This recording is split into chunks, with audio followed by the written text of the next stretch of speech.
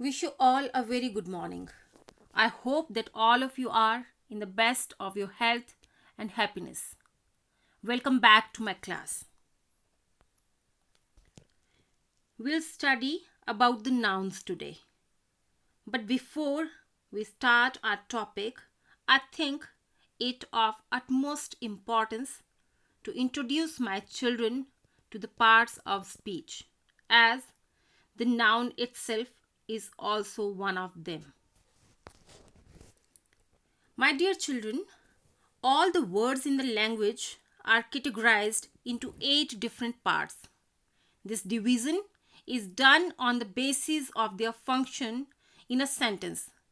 These parts are known as the 8 parts of speech. And these are nouns, which name people, places, things, etc. Second one is pronouns, which replace the nouns to avoid repetition. The third one is adjectives, which describe nouns or pronouns. Fourth kind is verbs. These are used to show actions and state of being. Next kind is adverbs that modify nouns and adjectives, etc. And the next part of speech is preposition, which are also known as position words. The seventh kind or the seventh parts of speech is conjunctions, which join two words or phrases together. And the last one is interjections, which are strong emotions and wishes. Dear children, we see a lot of people, animals, and things all around us. We visit different places. We have a plenty of ideas and emotions in our minds. All these have their own names, particular or general. All these names are called nouns in English grammar. And the definition of the noun goes like this. A noun is a word that names a person, a place, an animal, an object, or an idea. It is typically used in a sentence as the subject or the object of a verb, or as the object of a preposition. All the nouns can be divided into two main categories on the basis of their perception by the 5 senses, namely hearing, sight, taste, smell, and touch or feel. These two kinds are the concrete nouns and the abstract nouns. The concrete nouns are further divided into 4 categories. These are proper nouns, common nouns, collective nouns, and material nouns. Next are the definitions and examples of each of the kinds of the noun. So first comes the concrete noun. A concrete noun names any object or substance that can be experienced through our senses, which I told you earlier. The senses means the senses of hearing, sight, taste, smell, and touch or feel. Let us have a look at some of the examples of concrete nouns. Dosa means a food item, or even food in general is a concrete noun. King, a leopard, a telephone. And the first category in the concrete nouns is proper nouns. A proper noun names a specific person, a place, a thing, or an animal. Proper nouns are always capitalized, means the first letter of all the proper nouns are capital letters. For example, Dr. Sen, Kitty, the Taj, Toyota. Next comes the common noun. A common noun names any non-specific person, a place, an animal, or a thing. Common nouns are not capitalized unless they come at the beginning of a sentence. Examples are doctor, cats, buildings, car.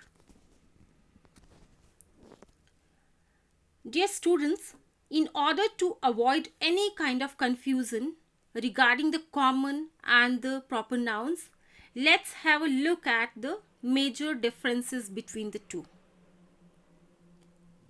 Common nouns name a general item and they do not require capitalization. Means the first letter is not a capital letter. On the other hand, the proper nouns name specific items and they require capitalization. Here there is an exception that a common noun can be capitalized, and it is capitalized if it comes in the beginning of a sentence. Some examples of common nouns: coffee shop, jeans, country, teacher, school. Some examples of proper nouns: Starbucks, Levi's, America, Mrs. Johnson, E.T. Booth Middle School. See now, the examples written under the common nouns are general items, while the examples of the proper nouns are all specific names. Next category is collective nouns. Nouns that name a group of people, things, or animals are collective nouns. For example, a team of players, a bouquet of flowers, a bunch of grapes, a clutter of cats.